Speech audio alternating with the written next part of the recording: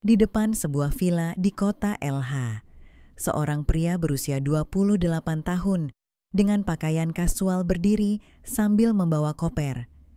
Di belakangnya berdiri seorang pria tua berjas dan bersepatu dengan pembawaan luar biasa dan tatapan mata yang tajam. Sekilas, jelas ia adalah seorang praktisi bela diri.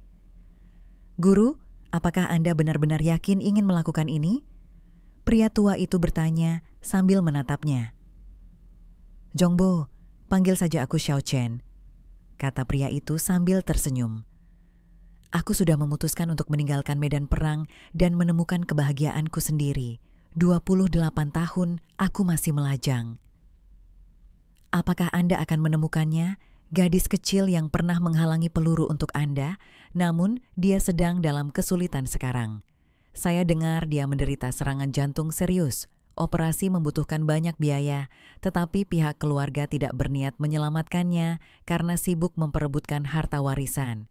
Saya sudah menuliskan rinciannya di dokumen. Anda harus memeriksanya lebih teliti sebelum pergi." Xiao Chen mengangguk. "Jongbo akan tinggal di villa ini dulu. Aku mungkin tidak akan kembali dalam waktu yang lama. Selamat tinggal." Sambil melambaikan tangan, Xiao Chen menyeret kopernya. Setelah berjalan beberapa saat, Xiao Chen tiba-tiba berhenti. Sekelompok pria berjas hitam mencegatnya. Semua orang mengenakan kacamata hitam dan tampak sangat serius. Tempat itu sangat terpencil, tidak ada orang lain di jalanan. Jelas mereka mencari Xiao Chen. Seorang wanita keluar dari kelompok berjas hitam. Kecantikan alaminya dan penampilannya yang tiada tara akan membuat siapapun yang melihatnya memujinya. Selain itu, pembawaannya juga sangat anggun dan mulia. Sekilas, ia tahu bahwa wanita itu bukanlah orang biasa. "Xiao Chen, tidak bisakah kau memberiku satu kesempatan lagi?" Wanita yang begitu mulia dan cantik itu berkata kepada Xiao Chen dengan suara rendah. Ye Menghua, putri dari keluarga Ye di ibu kota, adalah ratu yang disegani di hadapan siapapun. Tidak ada yang berani meremehkannya.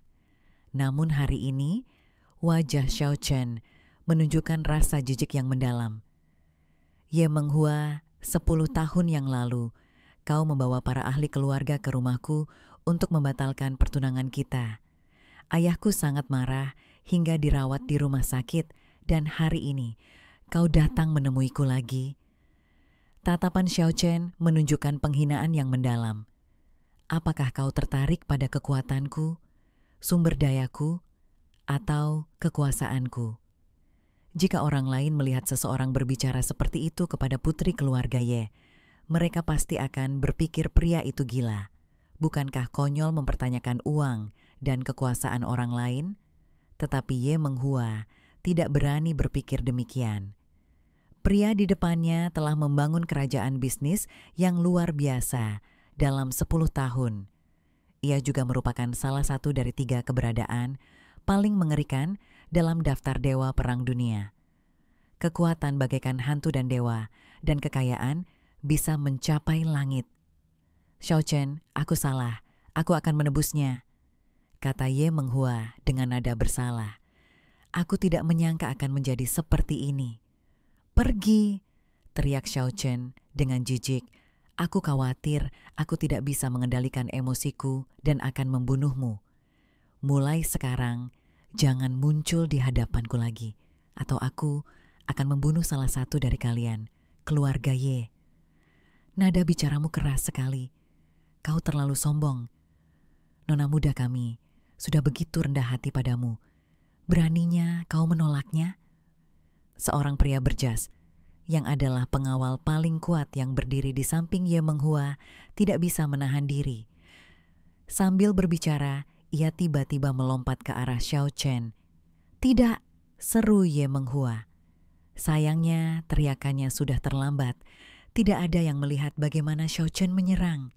Pengawal itu jatuh ke tanah, tak mampu menahan diri untuk tidak berteriak.